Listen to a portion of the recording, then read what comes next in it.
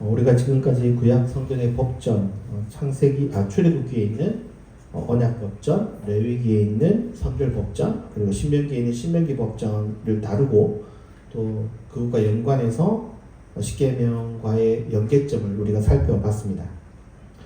우리가 구약 성경을 좀 더 냉정하게 살펴보면 오늘 현대 수용하기 어려운 법들이 상당히 이렇게 많이 있음을 알게 됩니다.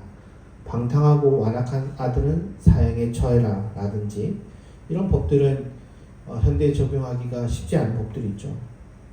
반면에 또 안식일에는 노예도 쉬어야 되지만 동물도 쉬어야 된다 라든지 새끼새와 함께 있는 어미새는 반드시 살려둬라 라는 이런 법들은 현대의 법 규정들과는 너무나도 상반된 그런 면들도 또 있다라는 것입니다. 어떤 경우는 너무 냉혹하기도 하지만 또 어떤 경우는 인간미가 흐르는 그런 법들을 보면 우리가 구약 성경을 읽을 때 상당히 갈피를 잡기가 어려운 그런 면들이 있다라는 거죠.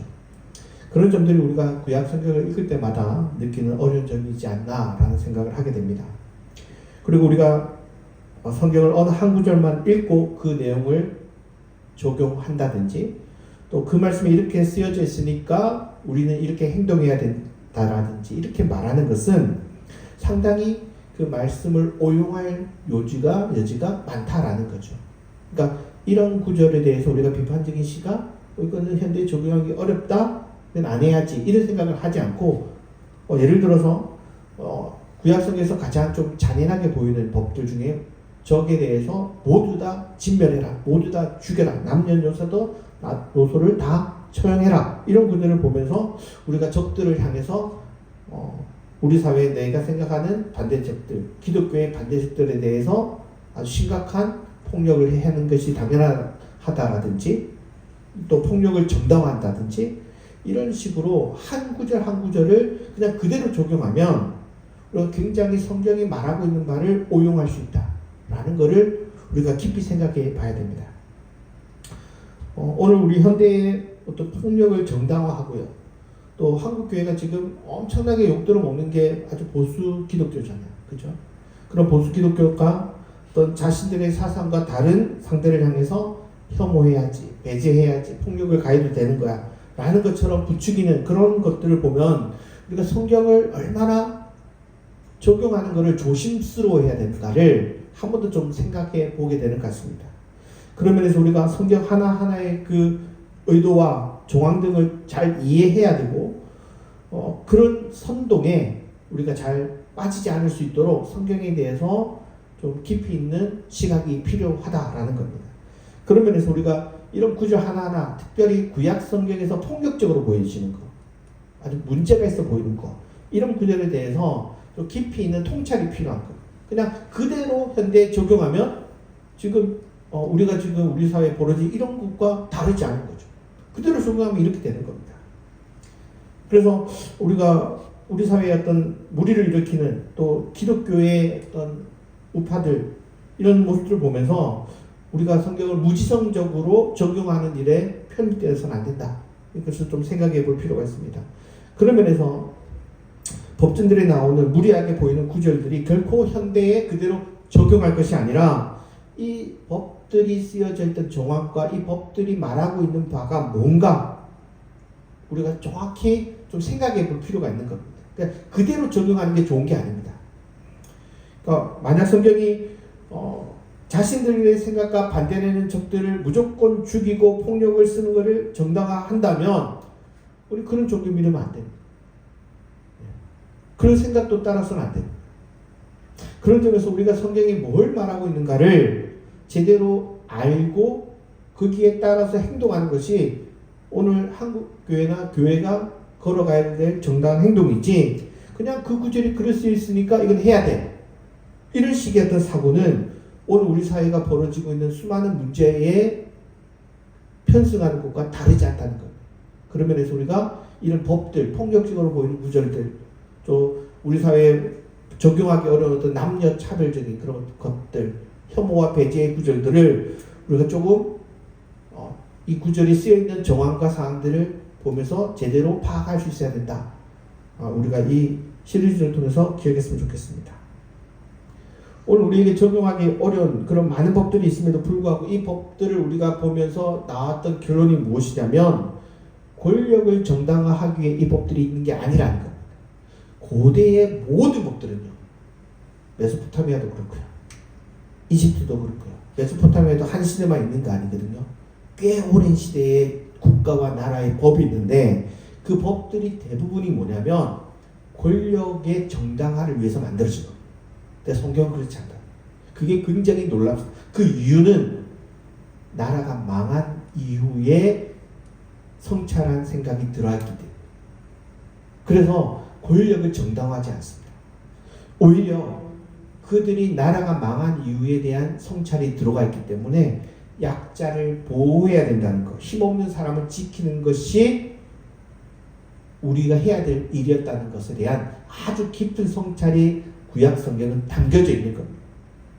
우리가 그러면서 그런 점에서 우리가 이런 점들을 놓치지 말아야 됩니다. 그리고 이렇게 우리가 법들을 우리가 살펴봤었잖아요. 언약법전이라든지 신명기법전이라든지 성결법전들, 이 법전들을 보면서 이 법전들이 지향하고 있는 한 지점이 있습니다. 그 지점이 어디냐면 희년이라는 법을 향해서 이 법들이 그 정신들이 이어가고 있다는 거예요. 물론 아까 얘기한 것처럼 오늘 우리들이 받아들이기 어려운 비인도적이고 비인격적인 법들이 있습니다. 하지만 그러한 법이 있음에도 불구하고 우리 시각에는 여전히 문제가 있지만 그러한 법들이, 이러한 법들이 지향하고 있는 것은 절대 권력을 정당화하기 위해서 있는 것이 아니라 오히려 이 희년이라는 가장 인도적인 법을 향해서 이 법들이 가고 있다는 거예요. 그래서 중간중간에 우리가 읽으면서 비인도적이라든지 비도덕적으로 보인다든지 또 과격하게 보인다든지 이런 법들이 없지는 않아요. 있어 보입니다. 현대의 적용하기는. 그럼에도 불구하고 지향하는 지점은 그게 아니라. 그러니까 우리 시각에서는 이게 문제가 돼요. 당연히 문제가 됩니다. 뭐 잘못하면 뭐 오늘도 우리가 안식일도 안 지키면 어떻게 해요? 죽여라. 과하죠. 그죠? 그러니까 이런 것들이 어떤 그 시대 사람들이 볼 때는 수용할 수 있는 부분들이 있지만 우리들의 문화에서는 수용하기 어려운 법이 있어요. 그럼에도 불구하고 이 법들이 지향하고 있는 꼭지점은 뭐냐면 희년이라는 거예요. 그래서 우리가 이 법들이 지향했던 그 희년이라는 걸 이해하기 위해서 몇 가지 좀 그 단계를 좀 거쳐야 됩니다. 그게 안식일입니다. 안식일은 이 대단한 희년의 기반이 되는 정신인데요. 제가 희년을 다루기 전에 이 안식일을 좀 더 몇 번을 다뤄야겠다고 생각합니다. 왜냐하면 제가 전에도 사실 이번 시리즈를 하면서 안식일을 다뤘습니다. 다뤘음에도 불구하고 희년을 제대로 이해하기 위해서는 이 안식일이 뭘 의미하는가를 한 2번, 3번 걸쳐서 다루지 않으면 이 희년에 대한 이해가 부족할 수 있기 때문에 전에 한번 했음에도 불구하고 그래서 한 2-3번에 걸쳐서 더 안식일에 대해서 좀 더 살펴보려고 합니다. 이 안식일이 놀라운 건 고대 사회에 이와 유사한 법이 없다는 겁니다. 그래서 학자들의 관심은 도대체 이 법이 어디서 나왔냐는 거예요. 그러니까 아무도 없는 데서 새로 튀어나오는 게 쉬운 게 아니거든요. 그래서 많은 학자들은 이것과 유사한 법들을 살펴봤습니다. 우리는 사실 성경이 하나님이 말씀하셨으니까 다 하나님의 아이디어에서 나온 거니까 새로 당연한 거 아니야? 라고 생각할 수 있지만 여러분 성경에 나오는 거의 모든 언어들이나 법이나 명칭들은요 다 고대 사회의 영향을 받은 것들입니다. 예를 들어서 우리가 성전이라는 히브리어로 헤칼이거든요. 이 단어만 해도 아카드의 에칸에서 나온 거예요. 또 율법을 토라라고 얘기하는데요. 이거 하나님께서 율법을 주셨잖아요. 그죠? 그러니까 이거는 완전히 이스라엘에게만 준 것 같아요. 그럼에도 불구하고 이 단어 자체는 이 타르툼이라는 이 아카드에서 거기서도 보면 신이 인간에게 주는 법이 그 법이거든요. 그러니까 단어나 어떤 사고나 문화는 다 영향을 받은 거예요. 성전만 해도요. 우리는 지금 이제 여러분 볼 때 왼쪽에 있는 게 이스라엘 성전인데, 좀 더 이제 이거는 더 큰 성전인데, 이 성전이 어떤 구조 같은 것들이 이스라엘만 있는 거야. 하나님이 하나하나 불러주잖아. 레위기를 보면, 출애굽기를 보면. 그런데 사실은 이런 구조가요, 이집트나 메소포타미아 그대로 있습니다. 여러분 자세히 보시면요, 패턴이 똑같아요. 다르지 않습니다. 단지 오히려 이스라엘의 성전의 규모가 더 작을 뿐이지 구조의 스타일은 비슷합니다. 그래서 얘네들도 지성소가 다 있습니다. 그러니까 어디서 완전히 새로운 아이디어가 나오기가 어렵기 때문에, 근데 안식일은 너무 독특한 거예요.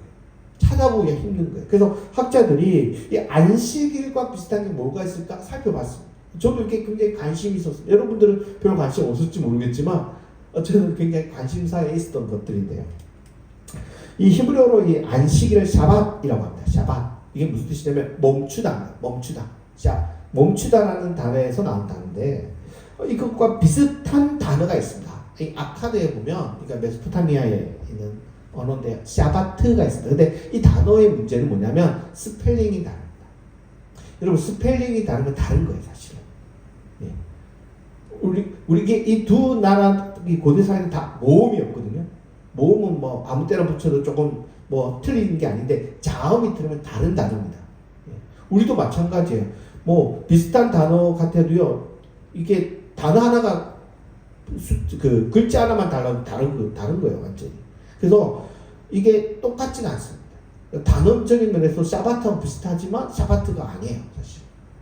그럼 비슷한 점이 없지는 않은데, 보면 얘네들도 어떻게 보면 일주일마다 쉬는 날이 있습니다.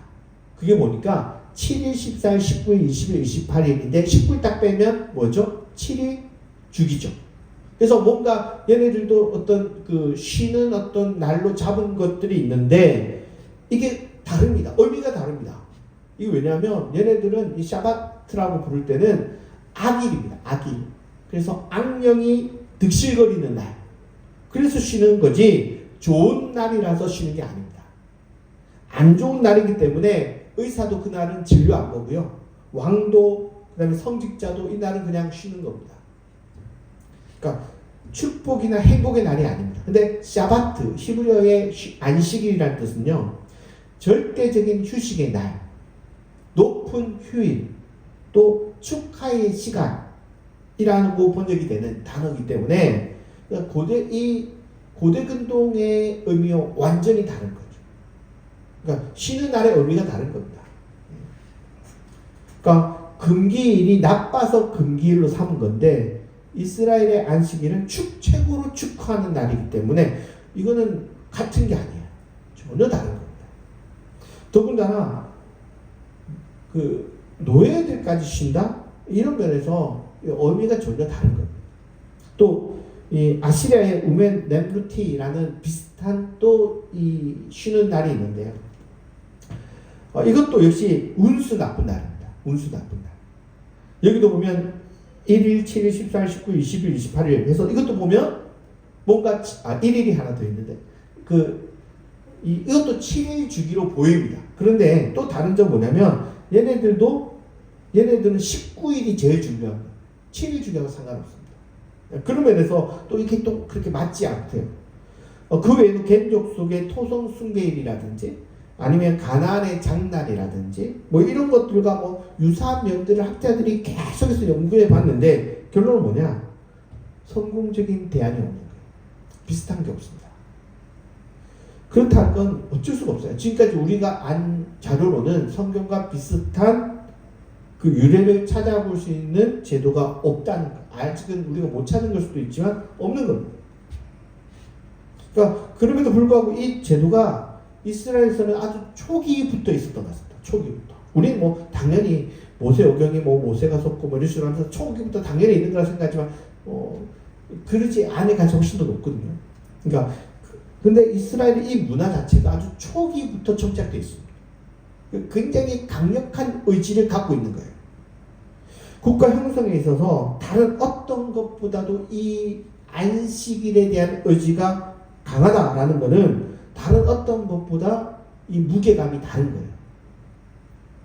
우리가 안식일 하면 우리는 어떤 생각을 하냐면 주일날 예배 드리는 거 이거다 라고 생각하지만 여러분 안식 우리가 살펴봤잖아요. 첫 번째 그때 특징이 뭐였습니까? 예배 드리는 것과 상관이 없어요. 그죠? 그럼 안식일 계명에 예배 드리는 것과 원래는 그 구절에 예배를 드려야 된다라는 구절이 안 써 있습니다. 그러니까 안식일에 아주 강력한 거는 예배 드리는 것보다도요 일을 멈추는 거예요. 일을 멈추는 거예요. 심지어 노예와 동물까지 일을 멈추는 거예요. 그런 면에서 우리가 생각하고 있는 안식일의 중요성의 의미, 우리 예배드리기 위해서 멈추는 거잖아요. 그죠? 근데 그런 의미와 이 구약 성경 자체 내에서 안식일이라는 거는 전혀 좀 다른 의도가 있는 거예요. 그렇다고 예배드리지 말라가 아니라. 그리고 이런 이 안식일이 결국 이 희년의 엄청난 기반이에요. 그러니까 희년을 이해하려면 안식일을 이해하지 못하면 희년을 이해할 수가 없기 때문에 우리가 이 안식일이 갖고 있는 그 의미를 조금 더 살펴볼 필요가 있는 겁니다. 안식일의 가장 큰 의미는요, 쉼입니다. 일로부터의 쉼이자 노동의 중단을 통해서 오는 쉼입니다. 그리고 이 명령의 아주 파격적인 이유는 예외 사항이 없다는 거예요. 늘 모든 제도에는 예외 사항이라는 것이 있습니다. 기한이 정해져 있어서 그때를 놓치면 안 되는 어떤 긴박한 상황들이 있을 때 예외 사항들이 존재하는 거죠. 그 말은 일이 많아서 계속 업무가 요청되는 기간에는 일을 계속 해야 되는 거예요. 보통은. 그런데 그러한 명령이 내가 멈추고 싶다고 했더라도 한 개인만 그런 생각을 갖고 있다면 멈추기가 쉽지 않겠죠. 난 일하지 않겠어. 하지만 회사에서 나오라고 하면 안 나갈 수가 없는 거예요. 내가 직장을 자르지 않은 다음에는. 그래서 이 안식일이 제대로 지켜지려면 조직과 그 사회가 그 제도를 인정해줘야 그것이 가능하게 되는 거죠. 예를 들어서 공급하는 데서 우리는 여기까지만 해야 됩니다. 라고 말해도 수요하는 쪽에서 계속 안 주면 안 됩니다. 라고 얘기하면 따를 수밖에 없는 거예요. 수요 쪽에서도 멈춰야 공급 쪽에서도 멈출 수 있게 되는 거지.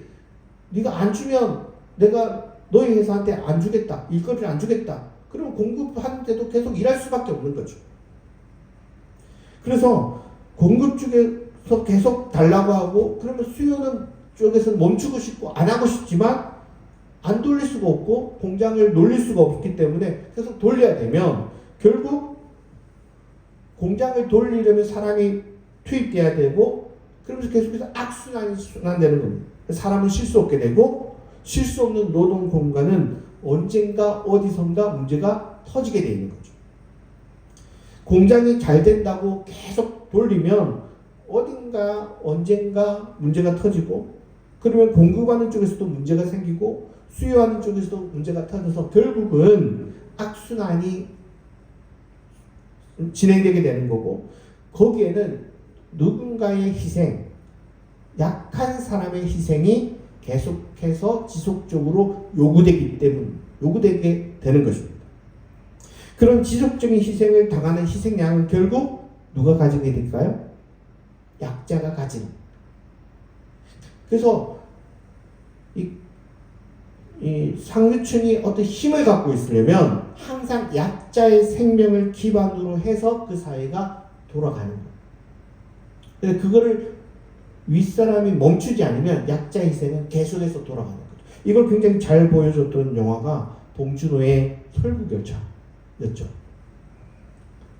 그러니까 누군가의 희생을 통해서 돌아갈 수밖에 없는 사회는 결국 모두가 파국을 향해서 치달을 수밖에 없다라는 것을 설국열차가 굉장히 잘 보여주는 거예요. 그러니까 멈춰야 됩니다. 그러지 못하면 결국은 그 약자만이 죽는 게 아니라 결국 모두가 죽게 되는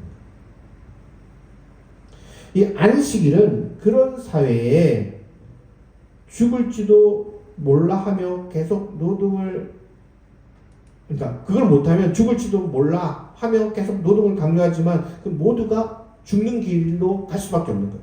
그래서 안식일은 그런 사회에 노동의 쉼이 얼마나 중요한가, 굉장히 그 시대에 생각 못했던 가치를 보여주고 있는 건데, 이런 그 설국열차가 영화의 메시지가 그런 사회는 불의한 사회고, 그 불의한 사회는 영속할 가치가 없는 사회고, 또 한편으로는 희생을 멈춰도 죽지 않는다라는 것도 보여주는 겁니다. 그래서 제일 마지막에 보면 멈췄는데 살잖아요. 죽지 않는 거예요. 저는 그 의미가 더 크다라고 봅니다. 안 달리면 죽는다고 생각했지만 멈춰도 사는 거예요. 성경의 안식일은 아무리 바쁜 농번기에도 쉬어야 된다라고 얘기한 것. 이게 충격적인 거예요. 여러분, 농사는 망칠지언정 사람은 망쳐서는 안 된다라는 생각이 있기 때문에 그 바쁜 농번기가 시간을 잘못 맞추면 다 한 해 농사가 망할 수도 있단 말이에요. 상당한 이득을 포기할 수도 있다. 그런데 그때도 스탑하는 거예요. 왜? 사람이 중요하다. 또 이 구절이 중요한 건 이 안식일이 굉장히 중요해진 시기가 그 포로 후기 시대입니다. 포로 후기가 뭐냐면 포로로 잡혀갔다가 돌아온 이후에 나라의 재건 사업이 굉장히 활발해질 수밖에 없는 거죠. 그 얘기는 뭐냐면 상당한 많은 노동력이 필요한 시대라는 거예요. 여러분, 나라가 폐허가 됐어요. 망했어요. 그러면 얼마나 이 나라를 새로 재건하려면 얼마나 많은 노동력이 필요한 시대겠습니까? 일종의 산업혁명이 일어난 시대죠. 계속해서 공장은 돌아가야 되는 거고, 그렇다면 계속해서 많은 노동력이 필요한 거죠. 그때 산업혁명 시대의 가장 큰 문제는 뭐였습니까? 노동자의 어떤 생명이 위태로워진 거죠. 어린 애들까지 노동에 참여하게 되면서 노동자의 생존이 오히려 더 힘들어졌습니다.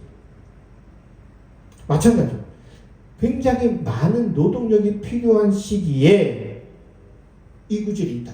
이 구절을 지켰다는 거예요. 이 구절을 강조했다는 거예요.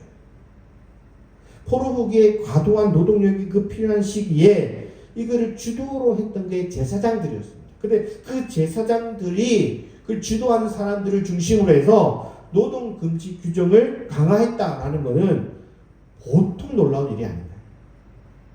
패망한 나라에 대한 깊은 성찰이 있었기 때문에 가능한 거예요. 쉽게 얘기하면 산업혁명이 되고 몇 차 개발 계획이 막 세워졌고 일은 계속 들어오는데 그 주도하는 사람이 멈추는 거예요. 대단한 거죠. 그렇게 할 때 수많은 이익을 포기해야 됨에도 불구하고 엄청난 자발적인 희생을 감수하면서 그거를 선택했다는 거예요. 그래서 이 구절이 오늘날까지도 영향을 끼치게 된 것은 이 포로 후기의 제사장들의 역할이 큰 겁니다. 그 사회가 항상 대단하고 훌륭했다가 아니라 이것을 기록했던 이 포로 후기의 그 시대의 저자들이 이런 생각을 모았던 사람들이 이런 면에서 훌륭하고 기특한 면이 있다는 거죠. 안식일의 가장 큰 혜택은 바로 이 노동의 쉼에 있습니다. 거기에는 아주 큰 두 가지 신학적인 기반을 가지고 있는데, 첫째는 하나님이 쉬셨다는 거예요. 하나님이 모범이 되셨다는 거예요. 출애굽기 23장 12절을 보시면 제가 한번 얘기를 했는데, 단순히 쉰다라는 단어가 아니라 노동으로부터 한숨 돌리는 그 표현이 나팟이라는 표현이 쓰여져 있습니다. 그래서 일곱째 날의 안식은 하나님이 숨을 돌리셔야 될 정도로 절실했다라고 보여주고 있습니다. 최근에 번역된 새 한글 성경을 제가 오늘은, 우리 성경도 비슷한 느낌이 있지만 새 한글 성경을 제가 했는데요. 출애굽기 23장 12절을 보시면 6일 동안에는 내가 할 일을 하고 일곱째 날에는 편안히 쉬어야 한다. 그래야 너와 소와 나귀도 쉬고 너의 여자 노예의 자식과 나그네가 한숨 돌릴 수 있다. 나팟이라는 단어가 쓰였습니다. 출애굽기 30장 17절을 보면 이게 더 충격적인 표현인데요. 안식일은 나와 이스라엘 사람 사이에 영원한 증표이다. 여호와가 6일 동안 하늘과 땅을 만들고 일곱째 날에는 편안히 쉬면서 한숨 돌렸기 때문이다. 이게 또 나팟이라는 단어가 쓰여져 있습니다. 여러분 히브리 성경을요 헬라어 성경으로 번역을 할 때 이거를 이제 이런 성경을 70인역이라고 합니다. 70인역이 쓰여졌을 때 70인역 번역자들이 히브리 성경을 번역하면서 제일 힘들어하고 껄끄러워했던 표현이 이 표현입니다. 아니 하나님이 마치 힘들어서 숨을 돌리는 이 표현이 써도 되느냐, 이렇게 무례한 표현을 우리가 이렇게 번역해도 될까? 이거 막 고민을 했던 거예요. 그럼에도 불구하고 마치 이 표현은 하나님도 한숨 돌려야만 되는 고된 노동의 현장을 하나님이 대변해주고 있듯이 표현하고 있는 거예요. 그러니까 하나님의 노동을 생각하면서 당대의 노동자들의 고통을 공감했던 거예요. 대단한 성찰입니다. 보통 우리는 이런 생각할 수 있습니다. 주인이 선심 쓰듯이 하루 휴식을 주는, 그러니까 주인이 뭔가 잘해주듯이 주는 것처럼 생각할 수 있지만 그렇게 생각하는 게 아니에요. 이건 하나님조차도 쉬어야 되기 때문에 당연히 우리도 쉬어야 돼요. 그리고 안 하면 안 된다. 무조건 해야 되는 날이라는 거예요. 내가 하루 휴가 줄게 이 얘기가 아니라는 거예요. 하나님이 휴식을 취했기 때문에 당연히 모든 인간은 휴식을 취해야 하는 것이 마땅하다라는 신학적인 기반을 하나님의 모범을 통해서 보여주고 있다. 두 번째는 이게 더 중요합니다. 이 안식일과 안식년과 희년의 가장 기반이 되는 그 사건이 하나 있는데 그게 뭐냐면 출애굽에 대한 사건에 대한 이해가 이 휴식에 아주 강력한 근거를 가지고 있다. 그게 뭐냐면 그냥 출애굽했어 라는 게 중요한 게 아닙니다. 우리가 누구였냐라는 자의식이 너무나도 이 개념에는 중요하다.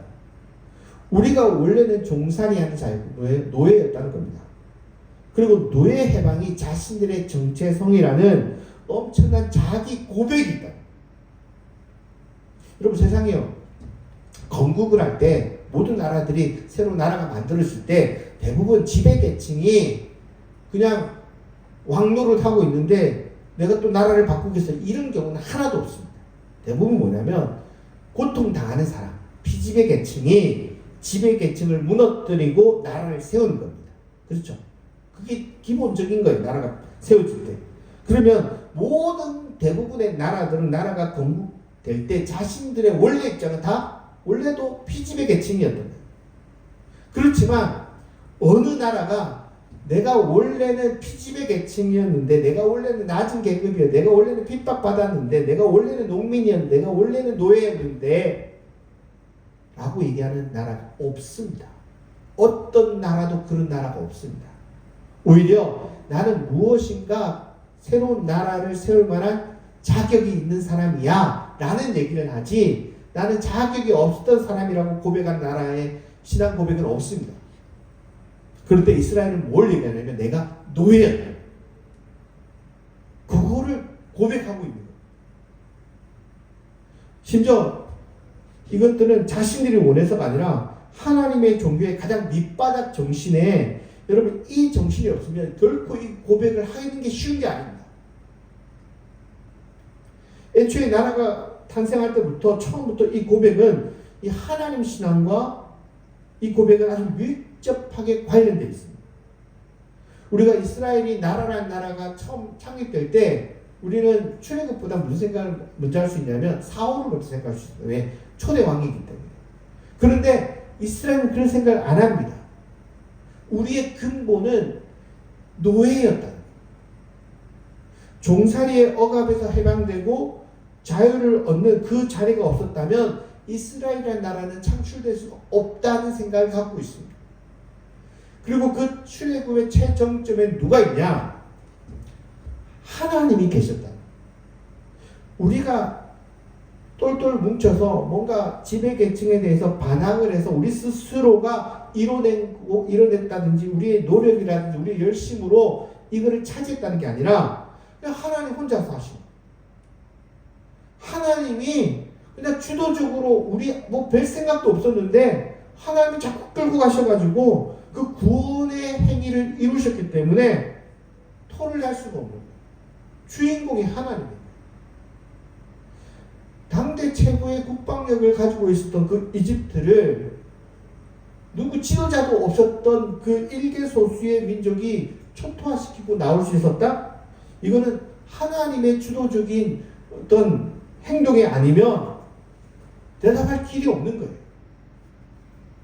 그래서 그들의 고백이 뭐냐면 우리의 정체성은 노예였다는 거예요. 이게 엄청난 고백입니다. 신명기 5장 6절에 보면 나는 여호와 너의 하나님이다. 이집트 땅 곧 내가 노예살이 하던 집에서 내가 너를 이끌어냈다. 하나님의 정체성이 뭐냐면 노예를 끌어낸 신이라는 거예요. 출애굽기 20장 2절 이게 그 유명한 십계명의 가장 첫 구절인데요. 나는 여호와 너의 하나님이다. 이집트 땅 내가 종살이 하던 집에서 내가 너희를 이끌어냈다. 하나님이 누구냐? 노예를 이끌어낸 사람이다. 신이다. 라고 얘기하는 겁니다. 우리는 이 계명이요. 십계명에 안 들어갑니다. 근데 제가 얘기했잖아요. 유대인들한테는 이 계명이 1계명이에요. 그래서 제가 옛날에 십계명 할 때 영계명 하면서 이 계명을 다뤘었는데 이게 놀라운 이유는 구약이 노예 제도를 수용하는 면이 있어요. 그죠? 노예 제도를 수용해요. 그래서 성경이 정말 노예 제도도 인정하고 있는 나쁜 성경, 나쁜 책이야 라고 얘기하는 사람들이 있어 왔어요. 그런데 이 고백은 자신들의 1계명이 뭐예요? 우리 노예였다는 거예요. 그 얘기는 우리가 노예 제도를 수용할 수 있어요. 그러나 원천적으로 우리는 노예 제도를 저항하는 민족이라는 거예요. 그러니까 현실적으로는 노예 제도를 허락할 수밖에 없어요. 왜? 고대 사회 다 하고 있습니다. 또 우리 거기서 또 노예가 들어오잖아요. 그래서 현실적으로 노예 제도가 운영될 수밖에 없지만 근본 정신에는 뭐가 있냐면 우리가 원래는 다 노예였다는 거예요. 우리가 노예 제도를 현실적으로 받아들일 수밖에 없지만 근본적으로 우리의 사고는 노예 제도에 저항하는 것이 우리의 정체성이라는 거예요. 그래서 노예가 도망가면 어떻게 해요? 잡아서 돌려주는 게 그 시대의 사회적인 룰인데 그거 안 지키잖아요. 그냥 살게 하잖아요. 그 이유는 내가 노예였다라는 것이 이스라엘의 정체성으로 두고 있기 때문에 이게 안식일의 아주 강력한 기반입니다.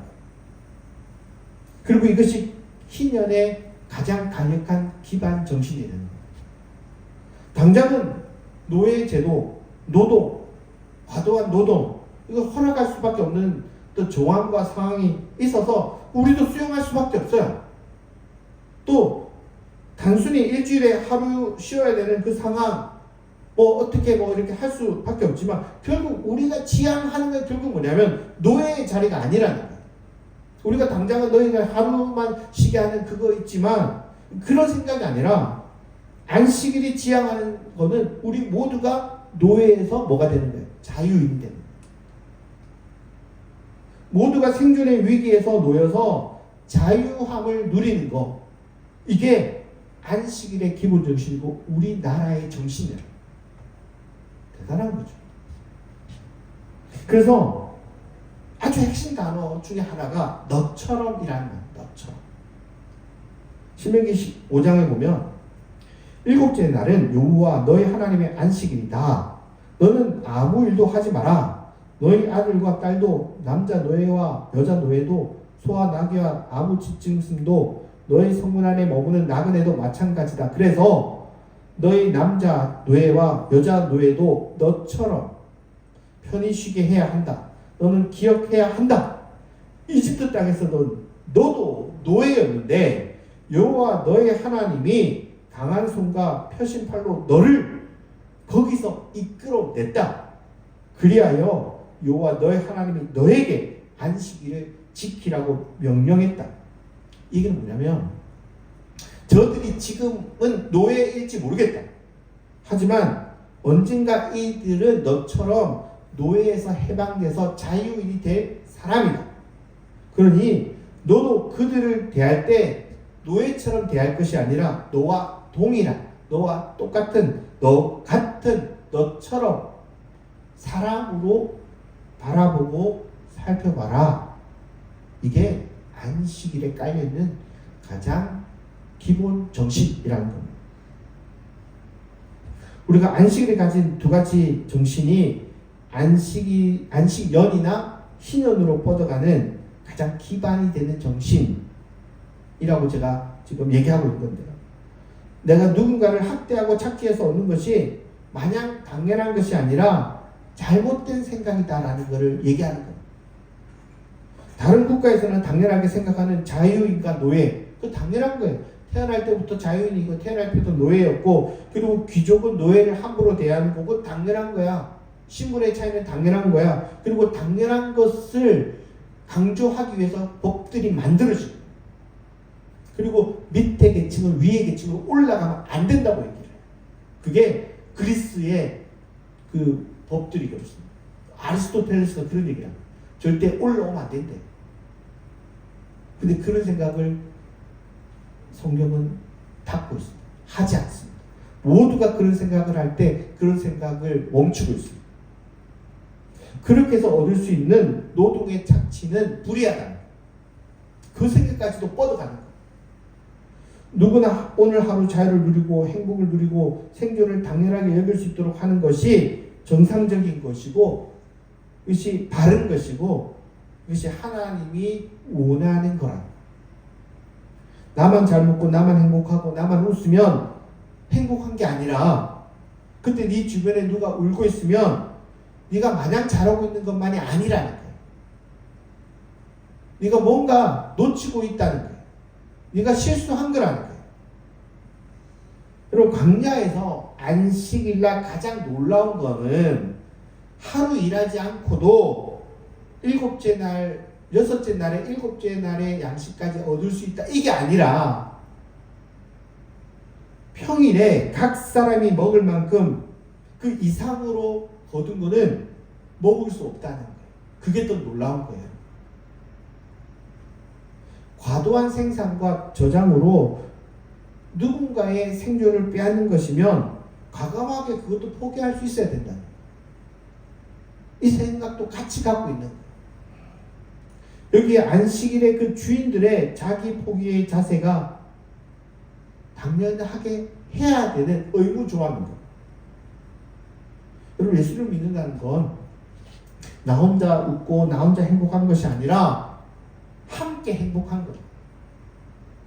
누군가 거기서 울고 있으면 손잡아 줘야 되고, 애가 길을 잃어서 울고 있으면 엄마 찾아줘야 되는 거고, 그리고 엄마도 없으면 같이 그 어떤 아픔을 함께 나누는 것이 이것이 예수의 정신이고, 그게 안식일의 정신이고, 이 정신이 뻗어가서 결국 희년이라는 제도에 가고 있습니다. 다시 얘기하면 법조항들이 여러 가지가 있습니다. 그 법이 지향하는 게 결국 희년이라는 날을 향해서 가고 있다는 겁니다. 우리가 지금까지 이 안식일의 의미를 단순히 예배 드리는 날, 우리 정말 그 생각밖에 안 해요. 주일은 예배 드리는 날, 이 생각으로만 멈추는 게 아니라 이 정신을 이 생각에서 좀 넘어서서 안식일이 지켜야 되는 의도, 의미, 이거는 나 혼자 잘 먹고 잘 살기 위해서 하는 게 아니라 함께 즐거워하고 함께 행복해하고 함께 나누는 것이 이 안식일의 가장 뿌리 깊은 정신이라는 걸 기억하면서 이게 예수 정신이다. 우리가 이런 생각으로 우리들의 믿음의 생활을 해나갈 수 있는 우리들 모두가 되기를 바라겠습니다. 우리들이